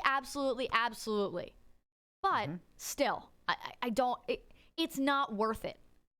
That's not worth it to me to have any sort of setback with Wentz. He has worked way too hard this offseason and done so much and sacrificed so much to make sure he was in his best position for this season. He has worked so hard. I've talked to it. Like, I was telling you about it. He has worked so hard, and he wants nothing more than to be out there with his squad working his tail off. You know what I mean? So it's not worth it. It's not worth it. All right. Well, we will see as that goes. One of the questions, before we get to your article, Jess, one of the questions, obviously, literally within minutes of Cody Kessler going down, before anyone even knew what the hell was wrong with the guy, the Colin Kaepernick question started to rise up again, right. And then you had your debate. And when the Eagles decided to sign McCown, did I say that part right? Because there's about 38. There's McCowns, there's McNowns, It's McCown. Okay. When the Sixers, yeah, Jesus today. When the Eagles decided to sign Josh McCown, it became apparent that they were not going to sign Colin Kaepernick, and some people were mad. And oh, look at this! Yeah, you'd rather bring back a journeyman who's been terrible his entire career than sign Colin Kaepernick. There's a reason why you want to bring Colin Kaepernick here. One, okay, in Philadelphia, Carson Wentz is going to be your quarterback. Two, Colin Kaepernick, for whatever the reason may be, and Jess, me and you have been very vocal about this, we believe he's been blackballed and blacklisted. Yeah. He still hasn't played football in 3 years. Okay? That right there alone, that reason number two, is why I want to do it. Because you need your backup to be someone who has at least played, so that when they come in, they're aware of the speed of the game and they're aware of offense. Colin Kaepernick might have been training, but he hasn't played in the National Football League in over 3 years. And the last season he played was bad. Yeah. He was. Now, granted, Chip Kelly was his head coach. And granted, he deserves. We've been there. I get it. And he deserves a place in this league. It's just, you know. It's not on a. Yeah. It's not. And here's the thing. Regardless of my feelings about it, your feelings about it, what have you. Yeah, that's also true. He wants way too much money. He wants like upwards of $10 million for a backup role. And I know I've heard that he's backing off of that, but regardless, they're not going to pay it. I also just know that from the Philadelphia Eagles perspective, watching what I have over the last couple of years, since Howie stepped back into his GM role and he has been in control again, anyone who is in the news in any sort of way, any sort of potential, not in an, I don't want to say negative way, because I don't think what Colin Kaepernick is always in the news for is negative. Distraction. It's going to be a distraction. Any sort of distracting way, that's not tolerated here, and the Eagles aren't going to sign up for it. Mm-hmm. Does that make sense? Like, regardless of any of our feelings about it, I don't think they would ever do it just because of the distraction piece. And as much as they may support Colin Kaepernick and support Kaepernick's endeavors, first of all, their loyalty is to Malcolm Jenkins, and they're not bringing Kaepernick in here based on their history. Mm-hmm. Not going to happen. And they're not going to give him that money regardless if he says he's backed off or not. And it is a distraction. Unfortunately, he is a distraction, and what he brings with him, that media circus that comes with it, distracts from football and distracts from the fact that the Eagles are poised for another Super Bowl run. Mm-hmm. Anything that's going to take away from that, they're not going to sign up for. Now, any idiot saying that they wouldn't support the Eagles or they'd stop watching the Eagles if they signed Kaepernick, you're just as wrong. You're a moron, and you're the worst. Yes. I'm not saying that by any stretch. I think that he absolutely, like you said, he deserves a place in this league. He played in the Super Bowl and then almost got his team back to the Super Bowl, but then he had a couple really, really terrible years. Mm-hmm. So, he was still young, so we don't really know what exactly Colin Kaepernick was. Those San Francisco teams were really good on both sides of the ball.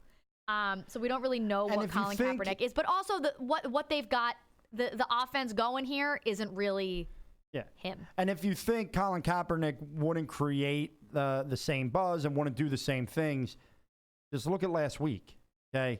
In the regards to, there's a shooting of police officers in Philadelphia, and literally, as the situation is unfolding, is tweeting out about his anniversary of coming out against police brutality. where I see his point about coming out against police brutality, the fact that he, wasn't. There's no way that was on national news stations. It wasn't like one of these things where it was on national news we were stations. just seeing. Everyone was tweeting about it. It was on every TV. So the distraction, and hey, you got to bring it to light. But my point by saying that is he'd still be creating a distraction. So I figured we needed to touch on that. But Jess, as always, you wrote a tremendous article. Tremendous. Thanks. And it's all about your predictions with 2 preseason games left. I'll do another one this week. Of the Eagles' final roster. And I figured let's go through this to end our Eagles talk for the day. Because it'll take us some time maybe. We'll go through this pretty like we can, where we'll stop where we have to stop. Mm-hmm. So your quarterback depth, Jess, would you like to – this is your article. I don't want to steal your thunder, Jessica. Sure. So most of us, I would assume, watched at least some of the preseason game last week. Okay, so we noticed that Clayton Thorson isn't completely terrible. No. He's not awful. No. He's actually played football before. He seems to know how to throw football. That's good for him. That's good. He's not making this team. No.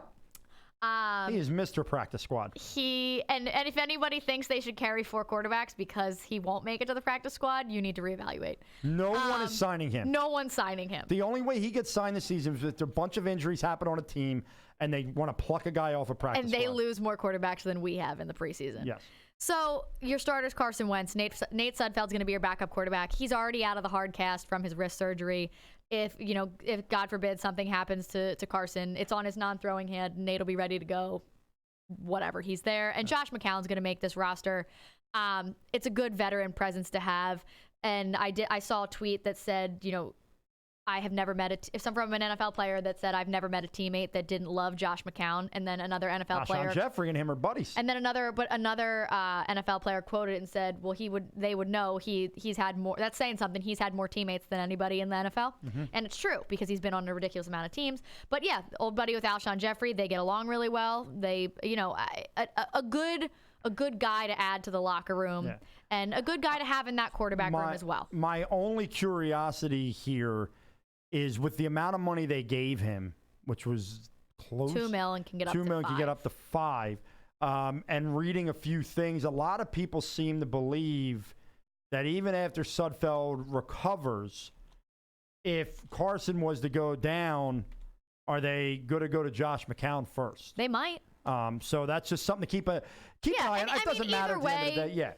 I'm just curious for my own curiosity. Not that I'm going against you. That's just. And I don't even. This was in no particular order, honestly. You Wentz is your starter, and then you've got Sudfeld and McCown if something happens. All right, and then let's see. You got your special teams where it's really 3 people. You have Elliott, Lovato, and Johnston. Yeah, really all good. Not much to talk about. All extended for the season. So done. The Eagles' top 3 out of 5 running backs are straightforward, right? Yes. That's what you're saying. And you're saying that that's Jordan Howard, Miles Sanders, and Darren Sproles. Yes. Who do you believe the last 2 running backs will be, Jess, and why? So I think, obviously, Corey Clement is another potentially obvious choice, but apparently not as obvious to some. I had a lot of people actually respond and say to me, Corey Clement's not going to make this team. You're an idiot. He's going to make this team. Stop it. He practiced fully the other day, and he was the lead back the other day, and he looks nimble, doing the same things he did when he was playing the role that he should play because he is a role-playing kind of running back. Mm-hmm. He's not your lead back. He's not going to be your workhorse. And they tried to force him into that role last year when they didn't replace LeGarrette Blount and then when Jay Ajayi went down and when they didn't have Darren Sproles. Clement and Wendell Smallwood were the ones that were really just thrown into that mix, and neither of them are that kind of player. So when Corey is back into that kind of role, let's also keep in mind, he played a lot of special team snaps and did a lot of really good things on special teams too. So they're going to keep him, if not just for the versatility, as well as he's a really good player and was a close candidate for Super Bowl MVP. If Nick Foles didn't win, they were putting Corey Clement up there. Yeah. So, and then, this is my hot take of my list. I think this might actually be the year Donnell Pumphrey might sneak in to make this roster. Now, here is my theory. This could very well change when I rewrite this article on Friday after this next preseason game. Mm-hmm. Here's my thinking. They'll put Boston Scott in there for all of the return duties on Thursday. Mm-hmm. It did not rain until the second half. Mm-hmm. Garbage on those return duties. Did nothing. Okay? I watched Donnell Pumphrey come in. It was at the end of the game, sure. But put moves on some of these players that I haven't seen in 10 years here in Philadelphia. Did you see any of that at the end of that game? Yeah, I saw the one Shady McCoy type cutback. If I see a little bit more of that from him, and I think they might give him a shot at some special team return jobs this week to see if he can be versatile, because let's remember, they traded up to get him in the 4th round. They do not like wasting draft picks. So they are going to do what they can to try to find a spot for Donnell Pumphrey on this roster. So I really think they're going to try to find a spot for him there and try to find some justification. So they're going to give him time to give them reasons to keep him on this roster. I think there's a very good chance of that. So that's kind of my, people, think that's my hot take. I guess it kind of is, because people are like, oh, Smallwood's going to make the roster. I really think the Smallwood experiment's over. Like, I don't understand how you can do that again. Like, please don't. Yeah, he's done some good things. He's been, when you've thrown him in situations, it's always been emergency situations, and he's always, for me personally, he seems to kind of exceed the expectations that I've had for him when you put him in those situations that I really don't think he belongs in necessarily. I've also had people tell me that they're not going to take 5 running backs. They're going to take 5 running backs because you're going to need special teams. You're going to need one in case one gets hurt. And especially Darren Sproles is older. He's a wild card. You don't know what you're going to get there. Additionally, there was also someone that told me they were going to keep 8 running backs, which is the most ridiculous thing I think I've ever heard in my entire life, and listed all 8 of them in order. Which is also why Joe commented and said, I think they should take 8 running backs. He's not just dumb. But, yeah. So I'm with you on Clement. Yeah. And I think you bring up a very strong argument and valid point from the standpoint that the Eagles do not like to say that they failed on picks. Yeah. They will go as far as they can without admitting that. They certainly don't. But here's my one thing. Whoever the 5th running back is on the Eagles has to be able to play special teams, meaning coverages, kick coverage, punt coverage, meaning returns. And here's what I saw on Thursday. I saw Donnell Pumphrey make a couple very nice moves, a couple very nice runs. I also saw on offense Boston Scott have a couple very nice runs. Yeah, I wasn't as impressed with him. To me, I was more impressed with Boston Scott than I thought I would be on offense. Interesting. I think it's going to be one of them. And where I agree that it let's put it this way. I think it should be, but until Wendell Smallwood is no longer a member of the Philadelphia Eagles, I won't believe that they're not going to keep Wendell Smallwood in that 5th role and then put his ass back there and kick returns and piss me off even more that he's back there. I don't think Pumphrey makes a team for the sole purpose that I don't think he will be able to contribute anything from a special team standpoint. I think they are going to give him some responsibility on special teams either this week or this week and next. And I think that's where that decision is going to come in, because I really think it's going to be between Boston Scott and Donnell Pumphrey. Yeah. Okay. We move the wide receivers. You have them keeping 6, which I think is a good number. I'm with you on the number. You have obviously the top 4, which no one can really debate, in Alshon, Deshaun, Nelson, J.J. Arcega-Whiteside. Your last 2 are Mac Hollins. Had a rough time catching the ball the other day, apparently. But once again, he is a special teams guy. And then you're giving it to Greg Ward. Why Greg Ward? So backing up a little bit to Mac Hollins, just to kind of elaborate on what you said. People forget how good he was on special teams when they made that run to the Super Bowl. I mean, he's so long and lengthy that he just flies down the field and at least gets a body in front of somebody. And if he's not putting a body on somebody, he's drawing a block in the back or something like that. That's also going to help them, which is exactly what he did on Thursday. So, I think they keep him because, again, don't like admitting they miss on draft picks. He was a contributor to the Super Bowl season. They were extremely disappointed that he couldn't be around last season because they expected a bigger role from him. And special teams is just going to, it's going to play in his favor. I also think that the fact, I guess they fired that wide receiver coach, right? The receiver coach that they brought, that was his receiver coach at UNC, they brought him in last year, and then they fired him. He's not coming back this year. Yeah, he's not coming back. Okay. Greg Ward, I think, has been a guy who's kind of been on the cusp for the last couple years. And I think that he has shown each year that he is deserving of a spot on an NFL roster. He absolutely has NFL talent. And I just really think that if he can make another play or continue to make plays like he did on Thursday on that 4th down, the moves that he made, he belongs on a roster. And why not be a receiver on our roster if someone were to get hurt, need a rest day, something of that nature? Ray Denninger brought up a good point, and he said this now multiple times since camp started, and he said, the Eagles are only going to keep probably 6 wide receivers. Yeah. But they're going to cut guys on this offense at the receiver position who are going to be playing for other teams. Yeah. I think Greg Ward will be one of those guys. That they'll cut and he'll play for somewhere else? Yes. So who do you think they would keep instead? I think the guy that you have to watch, and it's because I think, look, Greg Ward is another one of those guys who just seems to always be here. Mm-hmm. And I think the kid, Michelle, Sony Michelle's brother. Yeah, Mark and Michelle. He was the other one I was going between. Is the guy that's going to end up getting the roster spot. I'd love to tell you it's going to be the giant 6'5" man, but Carlton Agudosi. He doesn't have I don't think he has the talent to make an NFL roster this year. Not yet. No, he might be a practice squad guy. Yeah, he's a project. You see, Braxton Miller got a contract. Yeah, who signed him? The Browns. Oh my God. But I believe it will come down to Greg Ward or Michelle. And I like the kid's swagger. I like the way, I've heard his name from reporters at camp quite a bit this year. And I just think at the end of the day, he's going to end up getting the spot over a Greg Ward, who I do believe will be playing somewhere in the league this year. Fair. So that's just that.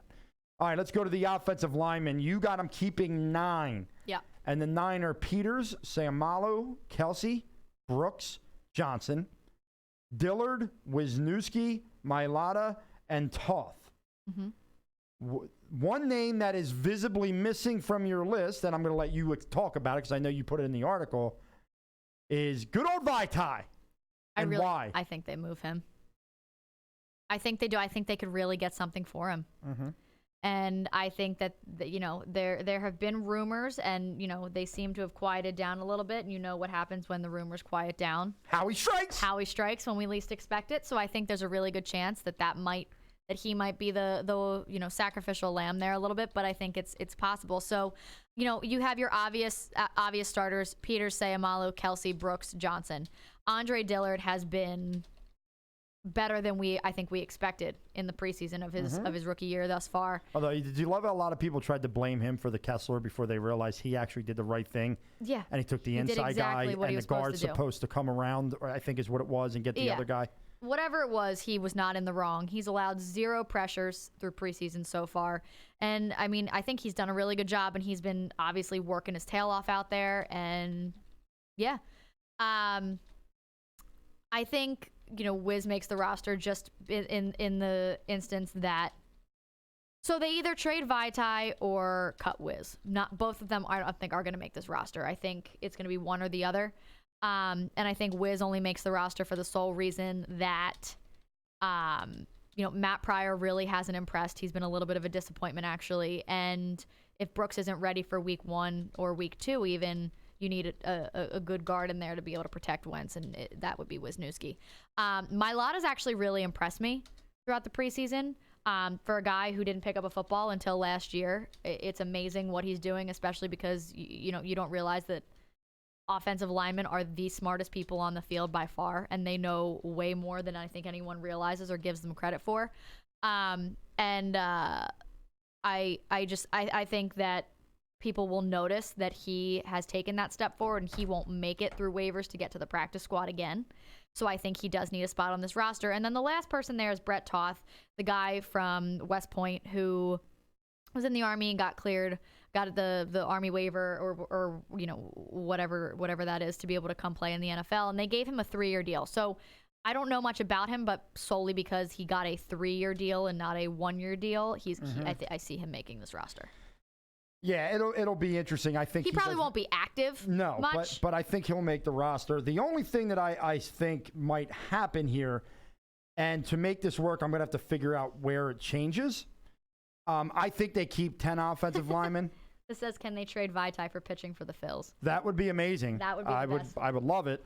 Unfortunately, the trade deadline has passed. No, I'm just kidding. That's hilarious. But I think they end up keeping 10 offensive linemen because you can never have enough, and they end up keeping Vaitai on the roster as well, and kind of letting Vaitai be a swing guy where he could fill in at the tackles, he could fill in at the guards as well, in case Brandon Brooks isn't ready to go week 1, all that kind of stuff. So right. I think you're right on who they keep. I just think they also keep Vaitai. Gotcha. Fair. Tight end position, I hate it. They're going to have to go find one. I hate it. Well, they're going to have to go find one. Why?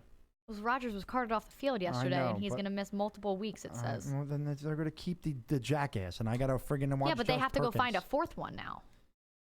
Yeah, but they'll only keep 3 at the end of the day. Yeah, but for right now, they got to go find a 4th one because Dallas Goedert's not playing in preseason. They're not going to put Zach Ertz out there, and they can't run half of the stuff they run in practice if they don't have 2 tight ends. Yeah. It's going to be Ertz, Goddard, and Perkins. And because Perkins can slide over to a receiver spot if need be. Right. All right, on the defensive side, and I agree with you here, I think they keep 10 defensive linemen, and I think they keep all the ones that you have listed, Jess. I think we are in the same boat here. I think Fletcher Cox, Malik Jackson, Tim Jernigan, and Trayvon Hester, Mr. Field Goal Block himself, all they have make to this keep roster. him for that purpose, if nothing else. All make the roster, and then I also believe Brandon Graham, Derek Barnett, Deshaun Hall, who has been had excellent, a spectacular, has outplayed Josh Sweat. He's matched his season total from last year. He was here the last 3 or 4 games of the season. He matched that season total in 2 games. Yeah, he has outplayed Josh Sweat, but I still think Josh Sweat makes the team. He definitely makes Vinny Curry and Sharif Miller as well. I mean, I don't really know.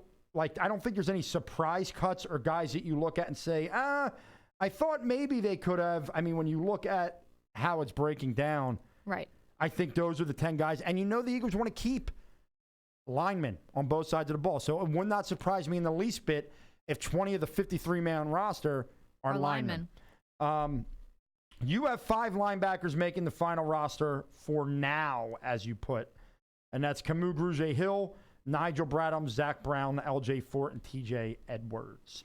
5 for now because obviously Camus hurt, and we don't know how far it's going to be. And that would not be surprised to see him end up on the PUP list to start the season. Well, he can't go on the PUP list because he got hurt during training camp. Yeah, but can he go on the regular season PUP list? No. Why? Because he got hurt in training camp. That's dumb. I know. I agree with you. Because I thought the same thing about Crayvon LeBlanc, and you can't do that either. I don't know. I agree with you here. I think 5 only because Camus hurt. They expected him to take a step forward. They're not going to cut the special teams captain from a year ago. You saw that with Chris Maragos anyway. Mm-hmm. They're not going to cut him. He's not going to clear waivers anywhere. He needs to be on this roster or he's going to go somewhere else, and we need him here. He's a good player, and I think he could develop into something really, really special that's not going to need linebacker money that the Eagles aren't going to be willing to spend. Mm-hmm. Nigel Bradham is an obvious there. Zach Brown, I think, as well. LJ Fort as well. I think the only wild card there is TJ Edwards. That's me giving up on the Nate Gary experiment. If anything, they won't sign TJ Edwards, and they'll hope he clears and gets to the practice squad. I think we might see a little bit more of TJ Edwards this week. He had a really good practice yesterday against the Ravens. He actually dropped a pick 6 that he should have taken, and that makes me sad because that would have helped my points immensely. I love TJ Edwards. I can't believe he wasn't drafted. He was a guy that, and I said it when we came in after the draft, that I love that they got him as an undrafted free agent.